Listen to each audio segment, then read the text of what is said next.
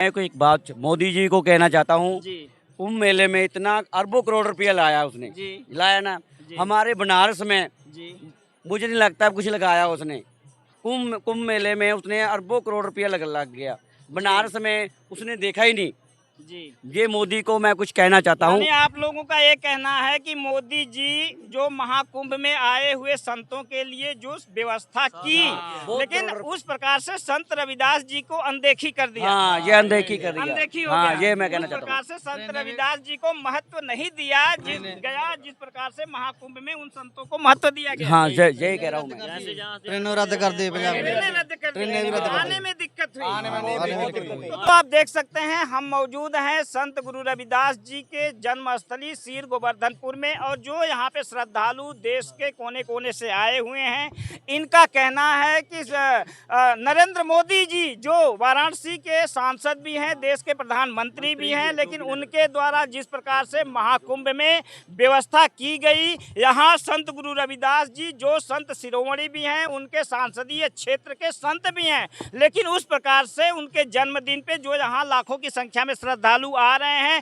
इनके व्यवस्था में वो अनदेखी की गई। लोग मोदी जी के इस व्यवस्था से आप लोग खुश हैं कि दुखी हैं? नहीं है, दुखी है। दुखी हैं। दुखी हैं। जी। दुखी है शायद कोई ऐसा राज्य होगा, समस्या कहते क्या है? एक मिनट मेरी बात। हिंदुस्तान का शायद कोई ऐसा राज्य होगा जहाँ से संगत नहीं आई है। जी और जिनको जितनी उनको परेशानी हुई ना, तो वो जानती हैं, ये वो जानते जो लेके आए उनको अपने यहाँ आप ये बताएं कि आप लोगों को क्या लग रहा है कि सरकार को सुनिए, क्या करना चाहिए था? सुनिए, क्या आपको नहीं मालूम क्या करना चाहिए था? आपसे सारे पर्सन हमसे ही आप क्यों झेले पूछते हैं? आप झेले हैं तो आप नहीं, बताइए सारे भैया पर्सन क्या आप समस्या है? हमसे ही क्यों पूछते हैं? आप सरकार से ट्रेनों में कोई सफाई नहीं है, इतना मुश्क मारी है, इतनी गंदगी बहुत दिक्कत। यानी आप जब घर से चले वाराणसी के लिए, तो जिस ट्रेन में आप सफर किए वहाँ गंदगी, बहुत गंदगी, बहुत गंदगी थी, बहुत। सीट बुक कराई और उसमें लोग ऐसे आए जैसे जनरल डब्बे में बैठे हों।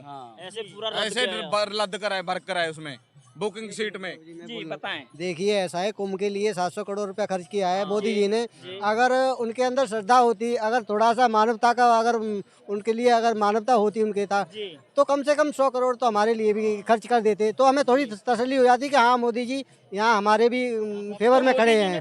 देखिए, स्टैचू बनाने से, देखिए ऐसा है, स्टैचू से मतलब ये नहीं है कि उद्धार हो जाएगा।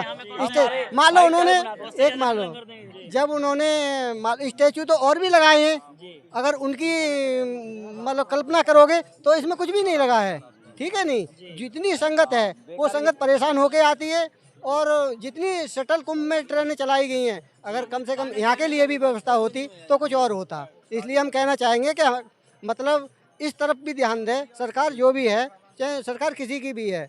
मान लो मोदी तो अब मुख्य मतलब प्रवक्ता है, प्रधानमंत्री हैं, उनको ध्यान देना चाहिए हमारी तरफ। यानी आप लोगों का ये कहना है कि आप मोदी जी के संसदीय क्षेत्र में आए, हाँ, संत गुरु रविदास जी के जन्मस्थली पे, लेकिन मोदी जी द्वारा जो व्यवस्था कुंभ में की गई उसका कुछ भी व्यवस्था यहाँ पे नहीं किया गया। जी बाकी ये है, आप सब कुछ जानते हैं, आप पत्रकार हैं, सही है, आप इस देश के चौथा स्तंभ हैं। अगर आप ये सवाल अगर उनसे कहोगे तो बेहतर होगा। नहीं, वो हम उनके संसदीय क्षेत्र में हैं और यहाँ की सारी खबरों पर वो नजर भी रखते हैं, कहीं न कहीं उनके आदमी भी आप लोगों के बीच में होंगे यहाँ पे, तो ये सारी जानकारी उन तक पहुँचती रही होगी। लेकिन ये अगर आप किसी भी व्यवस्था से आप दुखी हैं, पीड़ित हैं, तो ये आवाज़ भी उन तक पहुँचेगी। हो सकता है आगामी जो संत रविदास जी का आगामी जन्म स्थान पे आप आएँ, तो हो सकता है ये समस्याएं आपको दोबारा न मिले। जो ऑटो वाले हैं वो 4 जनों या 5 जने को 500 रुपए ले रहे हैं, तो वो धक्का कर रहे हैं टेम्पो वाले, ऑटो वाले चार्ज कर रहे हैं मन मर्जी से। ऑटो वाले भी यहाँ मनमानी पैसा वसूल रहे हैं, पैसे, हाँ। मजबूरी का फायदा उठा रहे हैं। यानी प्रशासन को दूरी के हिसाब से भाड़ा फिक्स करना चाहिए, ताकि वो किसी से नाजायज पैसा न वसूले। गरीब आदमी से कुछ नुकसान हो। नया बंदा आंदा है तो उसको क्या मालूम है भैया भी कहाँ जाना कहाँ नहीं जाना, इधर उधर घुमा के पैसा ले लेते हैं वो। हाँ, नाजायज पैसा लेते हैं बहुत।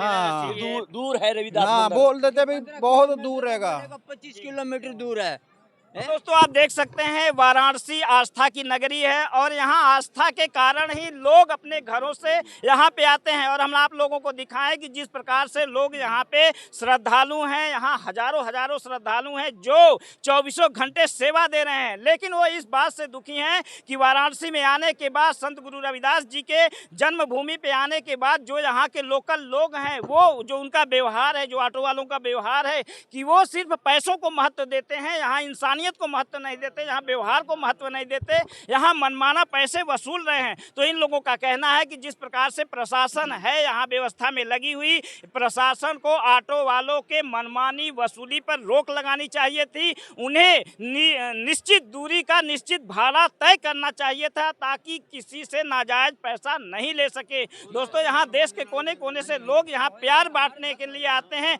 लेकिन ऑटो वालों के व्यवहार से लोग दुखी हैं यहाँ के वाराणसी में आकर के।